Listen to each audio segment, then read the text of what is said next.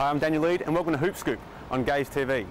Round 5 action this week is the local derby between the South Dragons and the Melbourne Tigers. I'm here with Nigel Purchase, South Dragons, Melbourne Tigers, 10,000 fans. Nigel, this is what Melbourne basketball is all about. Yeah, and those of us in the basketball industry think that basketball should be like this every week in Melbourne and throughout Australia. So it's like going back to the mid-90s and having a bit of fun with it, and it's great to see so many basketball fans here tonight. It's going to be a great game too. Nigel, what do the Melbourne Tigers have to do tonight to get the win? Well, I think they've got the upper hand. Given that the South Dragons played last night in Sydney, they should be fitter, they should have more endurance than the Dragons, so I expect them to win on that basis. But they beat the Dragons nearly in every position on the floor, including the centre. The only position I'm worried about is the position of guard with David Barlow and Nathan Croswell, and I expect Brian Goorjian to really attack the guard positions, the point guard positions for the Melbourne Tigers. With South Dragons, with no Mark Worthington, how are they going to overcome that hurdle? That's a really tough one. For me, Mark Worthington's their most important player, and I think just generally everyone's going to have to lift, and they do go quite deep. The Dragons this year go 10 deep, so I expect one of these other guys to step into the void and make this a very competitive game. Now, the Melbourne Tigers have 4 players who average over 15 points a game. Brian Goorjian is known for his defence, but the defence has to be right on tonight from the start. They will, and I think I'm really curious to see how Brian Goorjian's going to attack the point guard position. I think you'll see a lot of heat on David Barlow, the starting point guard for the Melbourne Tigers, and how David Barlow responds to that's going to be interesting also. So I expect a bit of a game of chess out there with Brian Goorjian doing a lot to upset the Tigers, and let's see how Alan Westover counteracts that as well. Okay, coming up next, the game.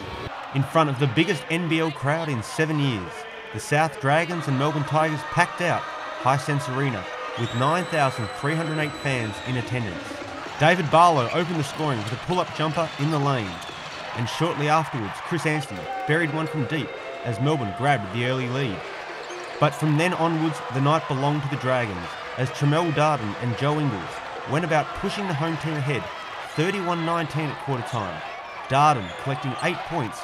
Swiping the ball loose, Ingles has an open track and he finishes off in style. Working on the inside, Ingles makes the Baby J from 10 feet. Down the court flies Darden, who splashes home the dunk.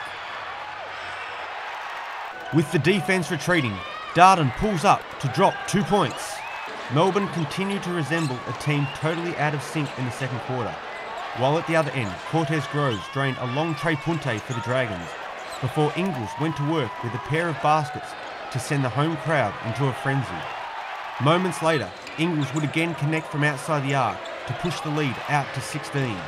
The Tigers were able to hold on to hope throughout the first half through Anstey, who provided a solo effort for the visitors on the offensive end. The lead blew out to 20 points late in the first half, Darden receiving the alley-oop from Ingles to finish off the break. A trifecta from Anstey and a late basket to Ebiara cut the deficit to 15 points.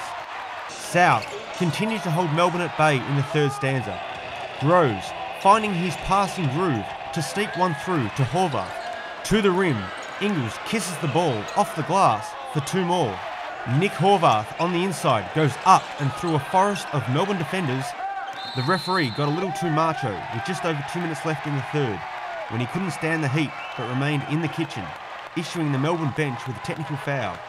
A late basket to Darden gave South a 79-63 lead at the final break.